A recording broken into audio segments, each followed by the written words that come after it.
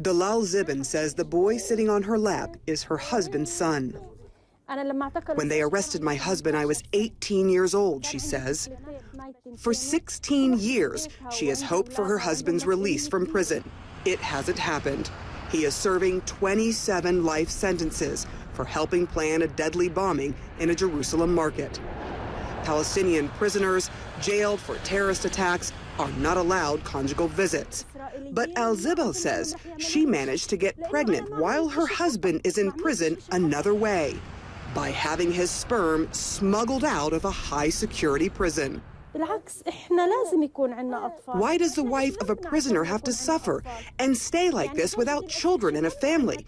It's our right to meet our husbands and our right to have children, she says. She's one of 5 Palestinian women making the same claim. Rima Silawi is 1 month pregnant. Her husband is also serving multiple life sentences. She and the others will tell you all about their babies or pregnancies, but not a word about how exactly their husband's semen was smuggled out of a high-security Israeli prison in the 24 to 48 hours doctors say it's still considered viable. I'm not going to tell, so I won't ruin it for any other people, Rima Salawi whispers in response to our question. This medical clinic in the West Bank town of Nablus is performing the artificial inseminations. Doctors tell me they now have dozens of samples from prisoners. How is it coming to you? A lot of things, many things, maybe in cups, in ointment containers. The head of the fertility center says he can't verify the sperm is actually from their husbands in prison.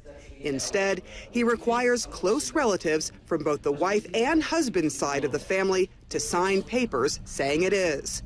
He also encourages the women to let their community know, too, so they do not face ridicule for being suspected of cheating on their imprisoned husbands. We are a male-dominated society. We are an Eastern society.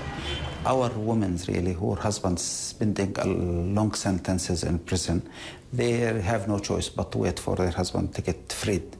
And as you know, really, the female reproductive life is really limited. He says the torment prisoners' wives face is they can never have children if their husbands never leave prison. And if their husbands do get out of prison and they can no longer get pregnant, the husbands may leave for another woman who can. Really, the one who pays the price, the heavy price, is the woman. If I can do anything really to help these women, I will do it. So he and his staff are giving prisoners' wives the fertility treatment for free, calling it an act of humanity. We spoke to Israeli prison officials. The spokesperson for the Israeli Prison Authority told us they very much doubt the technical ability for sperm donation because of the strict controls inside the prison. But he added, it's hard to fathom, but who knows? We spoke with 2 fertility specialists in the United States who told us it is actually possible for sperm to survive up to 48 hours in clean, unconventional containers if kept at room temperature. The women say what is most important is they and their families know the truth. They still hope one day sperm smuggling from prison won't be necessary. Sarah Seidner, CNN, in the West Bank.